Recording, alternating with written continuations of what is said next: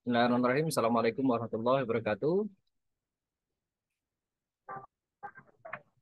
Waalaikumsalam warahmatullahi Alhamdulillah rabbil alamin wa bihi nasta'in.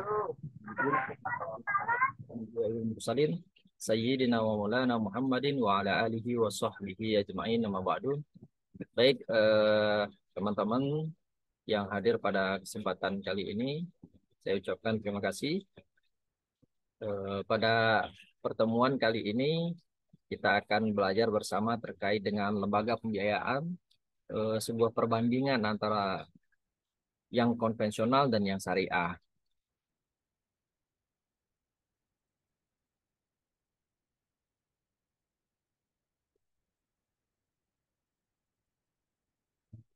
Baik, nah lembaga pembiayaan memainkan peran penting dalam mendukung perkembangan ekonomi suatu negara. Dua jenis lembaga pembiayaan utama yang umumnya dikenal yaitu lembaga pembiayaan konvensional dan lembaga pembiayaan syariah. Nah, kedua lembaga ini tentu memiliki prinsip dasar yang berbeda.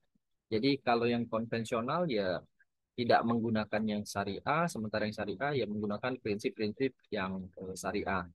Nah, ini mencerminkan perbedaan dalam pendekatan dan nilai-nilai yang mendasarinya antara lembaga pembiayaan yang syariah dan yang konvensional.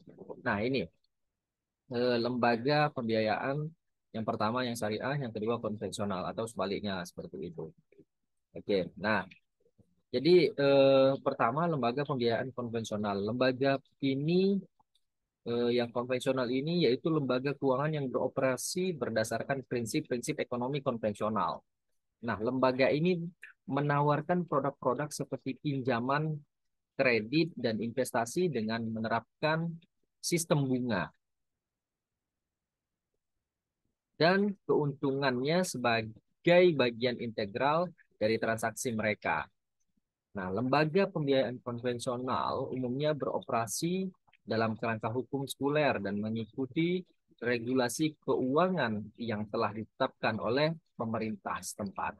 Jadi kalau di Indonesia tentu eh, lembaga pembiayaan konvensional ini mengikuti aturan-aturan dari pemerintah setempat. Nah, selanjutnya keuntungan utama dari lembaga pembiayaan konvensional ini yaitu fleksibilitas dalam struktur produk dan kemampuan untuk mengelola risiko secara lebih bebas. Akan tetapi kritik terhadap ini mencakup ketidaksetaraan sosial dan ketidakstabilan ekonomi. Tentu ini dapat terjadi karena fluktuasi suku bunga dan spekulasi. Nah, kalau hal seperti ini tentu sangat dihindari oleh lembaga yang syariah. Baik, kita lanjut. Nah, sementara lembaga pembiayaan yang syariah ini sebaliknya tadi ya, sebaliknya dari yang konvensional. Nah, lembaga pembiayaan syariah ini beroperasi berdasarkan prinsip-prinsip secara ekonomi Islam. Mereka menghindari praktek bunga dan keuntungan yang dianggap tidak etis dalam pandangan Islam. Nah, sebagai gantinya, lembaga pembiayaan syariah ini menggunakan konsep bagi hasil, yang mana resiko dan keuntungan itu dibagi antara pihak yang terlibat dalam transaksi tersebut. Jadi maksudnya antara eh, pihak bank, kemudian antara nasabah, nah ini melakukan bagi hasil dan berbagi resiko, termasuk keuntungan yang apa namanya dibagikan antara pihak-pihak yang melakukan transaksi tersebut. Oke, nah lembaga pembiayaan syariah ini juga mengikuti aturan hukum Islam yang berlaku atau aturan syariah yang berlaku. Tentu ini melibatkan kepatuhan terhadap prinsip-prinsip moral dan etika dalam bisnisnya. Jadi setiap kali bertransaksi, setiap kali melakukan akad, nah ini menggunakan prinsip-prinsip syariah. Nah, kemudian lembaga pembiayaan syariah ini juga memiliki transparansi dan keadilan yang menjadi fokus utamanya. Dengan apa? Dengan penekanan pada memberikan manfaat kepada masyarakat secara keseluruhan.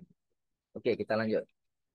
Nah, keuntungan utama lembaga pembiayaan syariah ini melibatkan pembangunan ekonomi yang berkelanjutan dan inklusif, serta mengurangi risiko ketidakstabilan ekonomi karena adanya pembagian risiko.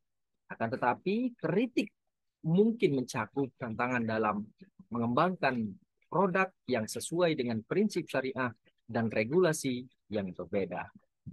Nah, sebagai kesimpulan, lembaga pembiayaan konvensional dan lembaga pembiayaan syariah mewakili dua pendekatan yang berbeda dalam mendukung kegiatan ekonomi.